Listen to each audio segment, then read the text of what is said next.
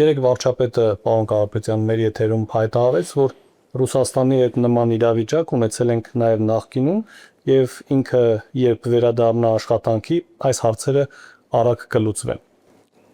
Դե ինքը այդպիսի հայտարարություններ անում է, որտեղ ինքը վստահ է, որ ինքը չի վերադառնա աշխատանքի։ Ինքը արդեն սպառել է իր բոլոր ռեսուրսները։ Նույնիսկ եթե մենք ձեր հետ ուզենք, ինքը չի կարող վերադառնալ աշխատանքի։ Քանի որ իր արած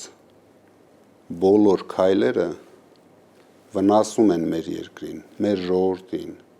Դրա համար ես ասում եմ,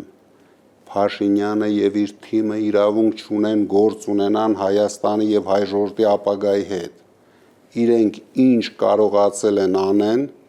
իրենց վախկոտությամբ, իրենց թույլ կեցվածքով արդեն արել են, արդեն փորձանքի հետևից բերել են մեր ժողովրդի գլխին։ Դրա համար ունենք հունիսի 7, հայ ժողովուրդը պետք է ստապվի, պետք է հասկանա, որ սա կարևոր օր է, բոլորը պետք է գնան ընտրության, պետք է հեռացնենք Փաշինյանի իշխանությանը, որպեսզի ունենանք անվտանգություն, որպեսզի ունենանք զարգացող տնտեսություն։ Դա է միակ ճանապարհը։